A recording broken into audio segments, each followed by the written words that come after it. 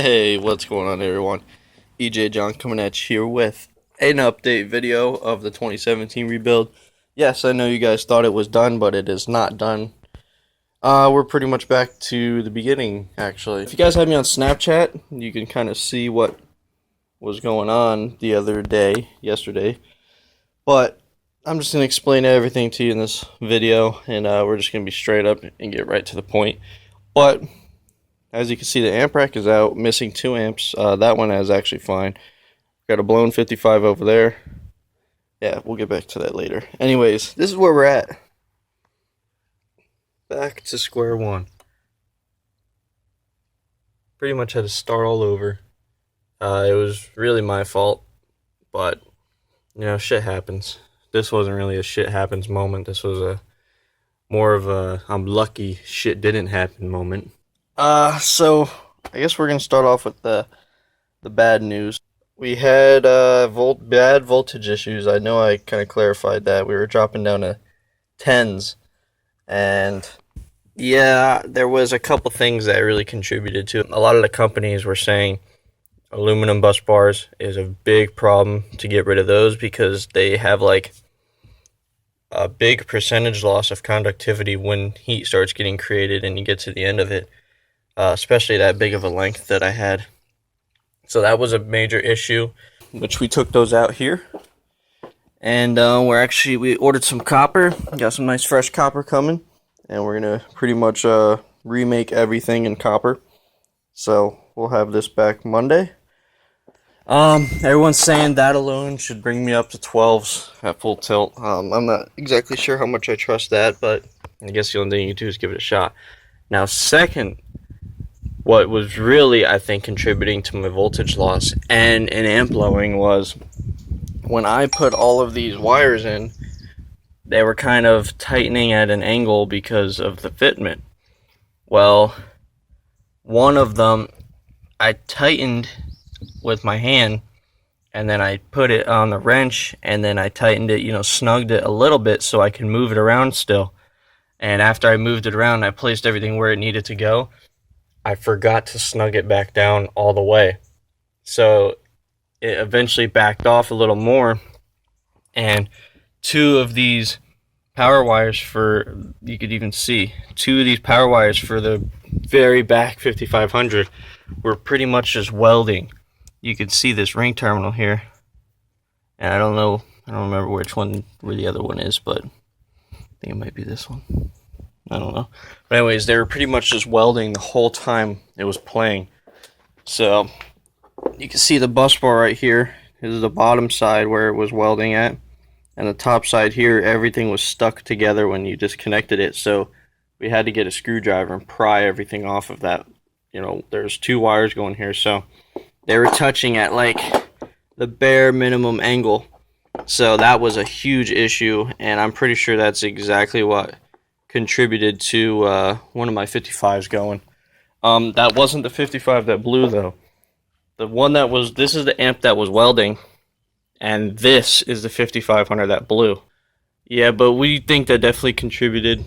There was a lot of voltage loss because with that welding, it was taking up all the amperage, and that was at the very beginning of the bus bars. I mean, right after the tweeter amp. So all these other amps were losing that much amperage. So I don't even want to know the wattage these amps were trying to put out. I was guessing right around 3,500 watts. So that's how that went. It's pretty scary to think about how much worse this could have been if we didn't check it any sooner.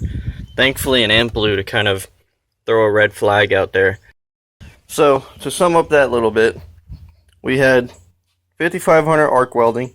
The rest not getting enough power because one was sucking it all up. Bus bars were wrong. They were wrong material. Not really wrong material, but not for what I need. And on top of that, we metered. I just threw it on the meter, picked a song. It was on music doing 58s. I didn't get to even, find a peak or anything. 58s on music, broke a mirror, and a bunch of other shit. So that was a real low score, I guess you could say, for if this was properly connected. But that was my fault, so we're gonna we're going to fix that amp. We should have that fixed in like 2 weeks. I'm just waiting on the parts to get here to do it. We got to put everything back in, get everything loaded up the proper way this time. Got this put in there. We're moving on to the good news now. I put this bad boy in here. This was the Crescendo Symphony line driver, but we took the board out, which is actually sitting right over here. It was a blown line driver, so this was the bad one out of the two prototypes. And we took the board out, and we hardwired it and turned it into pretty much like a SBC cock box. And we only wired up the one side because that's all I needed. So we have our ins and our 4 outs. So this is going to tweeters left and right, mids left and right, and then the bass amps are going to come running off the tweeter amp, because for some reason when I do it that way there's less engine whine. But anyways, I'm thinking of getting rid of that Bluetooth anyways. With this car, it does not work right. There's no engine whine, and I get real bad ground loop, so weird shit happens occasionally when you're working on it. Like I took off, if you take off the ground for the Bluetooth that's back here, all the amps kick on. All the switches up there will be off, everything will be disconnected, but all the amps will kick on. And then if you unplug these main RCAs here, all the amps will kick back off. It's weird. I don't know why, but that's just some weird shit. I've never had that happen before, but yeah, so we're upgrading to the copper, fixing all of this, and we're going to be raising up this bus bar higher so we can kind of get more room to work with these. That was just, I was really iffy about that from the start, so I'm glad we're fixing that, because now we can get a real good solid connection. Another thing too, every single one of these terminals we're barely touching. Like, say the bus bars, that terminal up there, they were touching like that. So that's barely, making a connection too. So these amps really weren't getting the power they were supposed to be getting. So I can't wait to see what it does when everything's put in and fixed. So, and we're running an air duct. That's why the seat's out. We're going to be running an AC duct, kind of like you've seen in EXO's video. I was kind of going to do this a while ago, but I never really had the motivation to do so, I guess. But when I saw how simple he made it look, I figured, why not give it a try. So we're going to have an air duct come right in here, and probably just sit right here, blowing right at the C2s, because those are the hottest amps. But anyways, that's where we're at now. Down the road, we're going to be getting double the amount of lithium, so I want to go back to playing with the car at idle and not have to worry about sitting there giving it gas and stuff just to hold a good voltage to play at.